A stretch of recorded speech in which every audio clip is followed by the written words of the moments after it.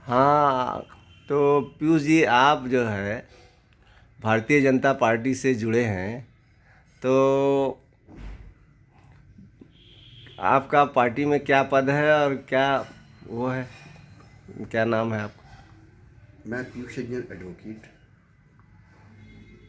मौजूदा समय में भारतीय जनता पार्टी के अवध क्षेत्र का क्षेत्रीय संयोजक हूँ।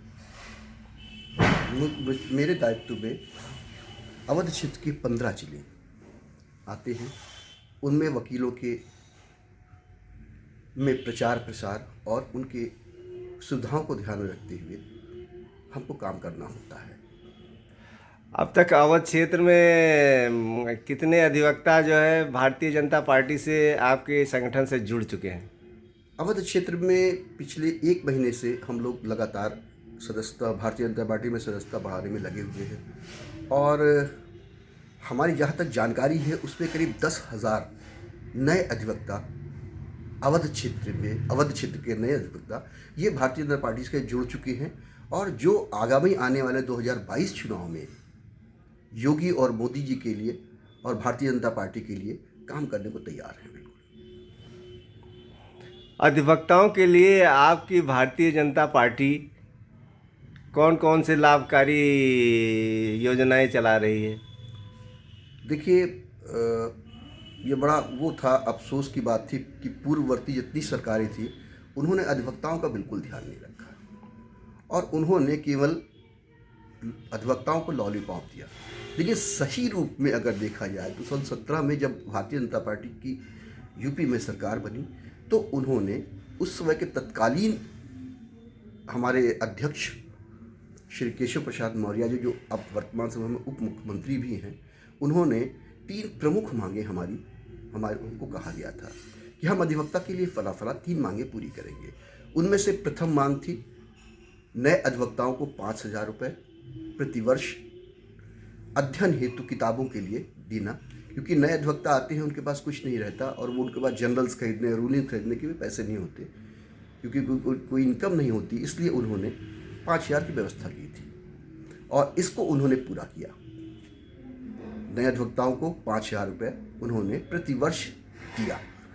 दूसरी मांग थी कि हमारे अधिवक्ता ग्रुप बीमा जो होता था उसमें अधिवक्ताओं की उम्र जो थी अधिकतम 60 वर्ष थी। 60 वर्ष से अगर का अधिवक्ता है तो ही हम 5 लाख रुपए उसको उसकी मृत्यु होने पे देते थे। इस चीज़ को हमारे भाजपा सरकार ने 70 साल कर दिया।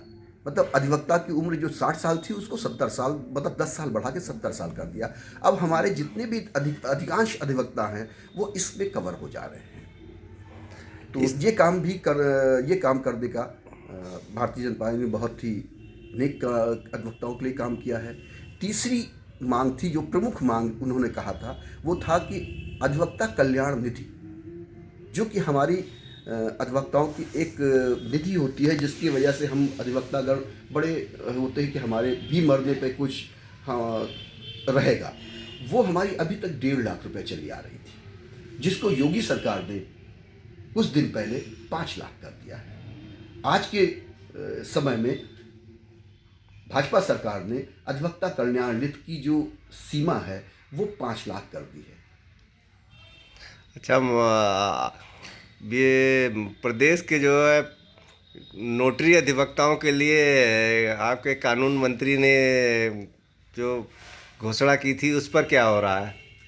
देखिए, नोटरी अधिवक्ताओं के लिए कानून मंत्री ने घोषणा की थी, उसके लिए नोटरी अधिवक्ताओं से आवेदन मांग लिए गए हैं। प्रदेश भर में 5,000 नोटरी अधिवक्ता के पद खाली हैं और भाजपा सरकार ने इसको सृजित किए हैं। इसके लिए आवेदन मांग लिए गए हैं, प्रक्रिया चल रही है।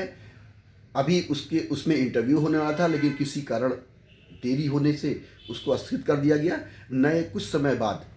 कुछ ही दिनों बाद उसकी नई डेट आ जाएगी और नोटरी अधिवक्ता के लिए वो प्रक्रिया फिर से चालू हो जाएगी।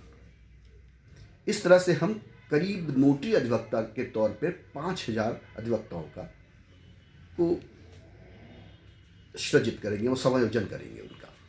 और इसके साथ ही करीब 5500 सरकारी अधिवक्ताओं का समायोजन भारतीय जनता पार्टी सरकार ने अपने कार्यकर्ताओं का किया है।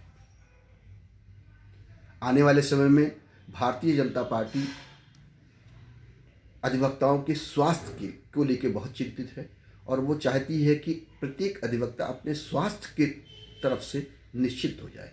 इसके लिए भी बैठक मंत्रणा चल रही है और जहाँ तक संभावना है कि इसी सत्र में अधिवक्ताओं के स्वास्थ्य के लिए 5 लाख के इलाज तक का मुफ्त इलाज कराने के लिए भाजपा सरकार घोषणा कर देगी। इन सबको मिलाकर भाजपा सरकार जो है उसने अधिवक्ताओं के लिए बहुत कुछ किया है। उसने जितने वादे किए थे वो सारे वादे पूरे किए हैं और आगामी चुनाव को लेके अधिवक्ताओं के लिए बहुत सारे वेलफेयर की स्कीमें चालू होंगी, वो भी अधिवक्ता को मिलेंगे। भाजपा सरकार एक ऐसी सरकार है जिसने अधिवक्ताओं को टीन मुक्त, छपरा मुक्त, मड़ई मुक्त करने के लिए 5,500 करोड़ रुपए उसने आवंटित कर दिया है। ये सारे चैम्बर्स, अधिवक्ताओं के चैम्बर्स बनाने के लिए आवंटित किया गया है, जो कि अगले 2 साल के अंदर पूरे प्रदेश में आप देखेंगे कि कोई भी अधिवक्ता अब मड़ई, छपरा और टीम के अंदर नहीं बैठेगा। सारे लोगों पर अधिवक्ताओं पर अपने चैम्बर होंगे और जिसके अंदर वो अपना कानूनी काम कर सकेंगे।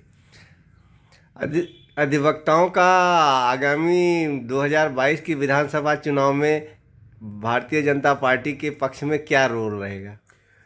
देखिए, अधिवक्ता जो है वो किसी भी समाज की रीढ़ होता है। अगर अधिवक्ता चाहे तो वो समाज को नई दिशा दे सकता है। चूंकि भारतीय जनता पार्टी ने अधिवक्ताओं के लिए बहुत कुछ किया है, इसलिए अब हम अधिवक्ताओं की जिम्मेदारी बनती है कि हम लोग आगामी 2022 के चुनाव में भारतीय जनता पार्टी को पुरजोर तरीके से समर्थन दें, सहयोग करें और वोट दिलाने का काम करें, जिससे आने वाला समाज खुशहाल हो और अधिवक्ता समाज भी खुशहाल हो। धन्यवाद। धन्यवाद।